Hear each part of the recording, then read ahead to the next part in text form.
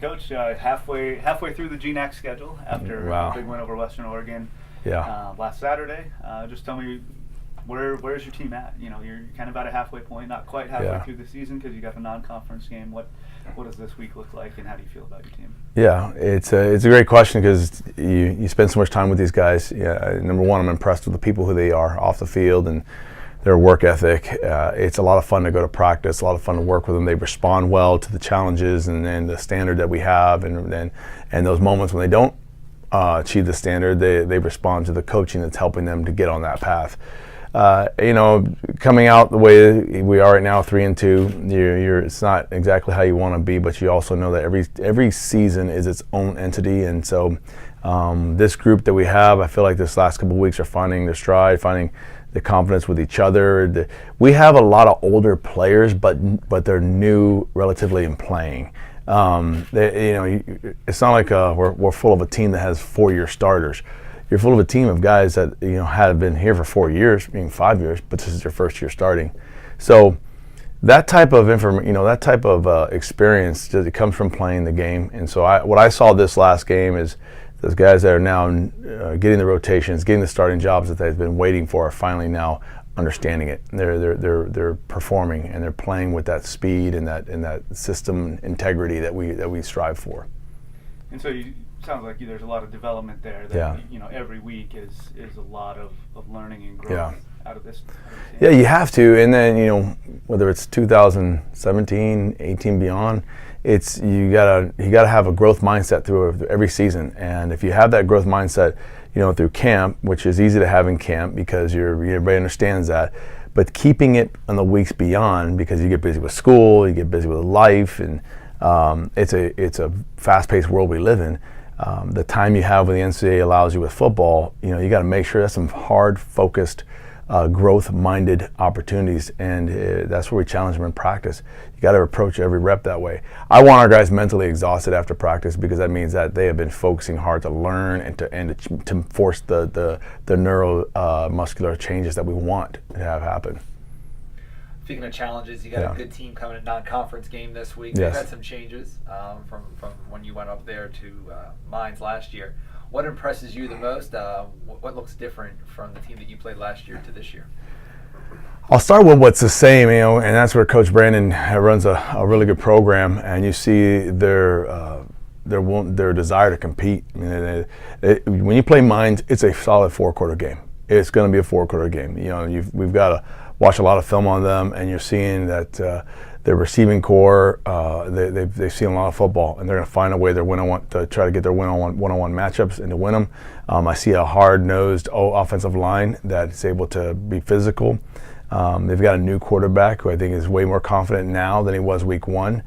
Defensively, they're solid. Defensively, they play extremely physical football. So that's the same. Now, what's different is just going to be there's some new characters behind the face masks. There's some new that brings on some different types of play calling. It brings on the different types of adjustments like every college football has to go through year in, year out. So this Mines team is different than last year's Mines team. However, there's the same DNA's there. It's just it's just coming out in a little different ways. And so the quarterback, he's starting to find his legs now. He's starting to run the football more, and so that wasn't a big part of their game early in the season.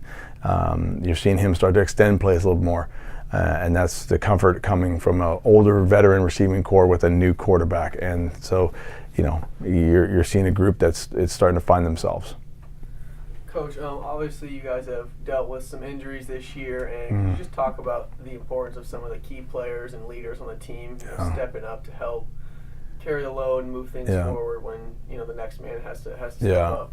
Yeah, it's the leadership is always going to get called upon when adversity strikes, and adversity can come from here's what we expected to have happen, and now this injury happened. So how does this leader help everybody understand that it is a next man up mentality? That's why we have depth. That's why the person in the number 2 spot or 3 spot needs to practice and compete to be ready to go and when their time's called. I think our leadership has done a great job this year of continuing to keep the focus and keep our nose on the navigational beacon. We're going down the right path, and it's the mindsets of maybe the guys on the ship that can tend to either go one way or the other. But hey, we're in the middle of the ocean right now, and so this is where we're headed. And injuries, when they do happen, let's go. We're gonna figure out a way. If we got duct tape on the boat, we're gonna use duct tape. Whatever it takes. Our leadership is doing a very good job to say we're going to accomplish this mission, and we're going to continue to become an even better football team week in and week out.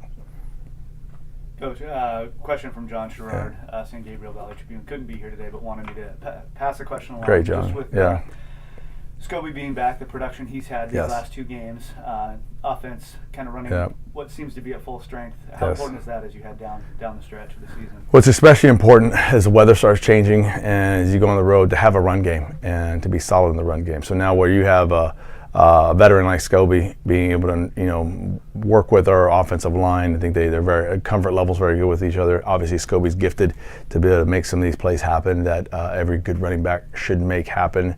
It's a critical position, and so we want to run the football.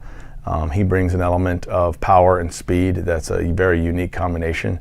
What I want to emphasize is that our offensive line is doing a much better job of getting comfortable and seeing, which a lot of exotic defenses, when people put them in play us, because of the mixture of run pass options that we have, the fact that we can play the passing game well as much as the run game.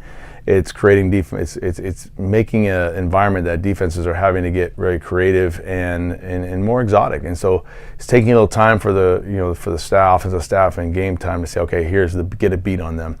What's happening? So now we want to speed up that process of learning how to get a beat on somebody quicker in the first quarter instead of waiting for the second half. But I do like the fact that the second half productivity that our team has shown. It shows that we're maturing as a group, and it's also showing that we're able to adapt in mid-game and continue to figure out within our own schemes the answers to the counter punches for what they're putting out there. And then Colorado School of Mines, a lot of similarities when you look at the two programs. Yeah. Big play receiver, Brody Oliver, APU's got Leslie Carr. Two pretty proud programs. Yeah. Tradition of success, both of them. Coming to this game, same record, 3-2. Yeah. My question is, how do you prepare for a team that looks so similar to you when you look in the mirror? Practice against each other. So it's a one-on-one. So I think we have a lot of similarity when the storyline, as you put it. I think where you value is they're an amazing opponent to have, and having a Colorado Mines come to town, and then the rest of our schedule looks like, speaks to the goals we have as a program. They're a national powerhouse, and we're going to we want to play those games. What I like right now is you look at our GNAC conference, the way we've been competing against out-of-conference opponents shows to the strength of this whole league this year. So I don't think we haven't had one game where it isn't a physical brawl and within the rules, where it's 4 quarters. So once again, the Colorado Mines coming in, it's just that's the type of football we want to be, as the type of opponents we want to sign up for, and because ultimately you got to play the best to be the best, and that's where we want to go after that. Speaking of the best, we'll close on the GNAC is having good success, and I think it gets kind of ignored because we're the farthest D2 region in the country. Like how would you see the GNAC this year compared to previous years? Like, is the level continually rising? This week, 2 nationally ranked teams are playing each other on Saturday. Like, is the GNAC, do you see just continually rising up this year compared to previous seasons that you played in this conference? Absolutely. Absolutely. I think what's happened is you've seen us, come in 2012 where, Central Washington was that powerhouse, Humboldt was that power, and then we came to flip, and we elevated the tide, and you saw the adaptation start happening, and now you got 2 nationally ranked teams in our conference playing each other, and every team is great. This is the best GNAC season I think I've seen in being here, experienced as a head coach. I'm telling you what, there's 2 good football teams. We're a very good football team. Western's a very good football team. And we're doing extremely well out of conference, and undefeated against Lone Star teams.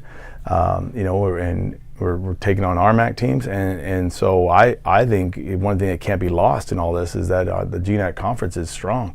week in and week out, you're gonna have a challenge that you're gonna have to spend burn the midnight oil getting prepared for this team. So, yeah, it's a great conference. It speaks a lot to the coaches in this conference. Speaks a lot to the players and the competition in this conference.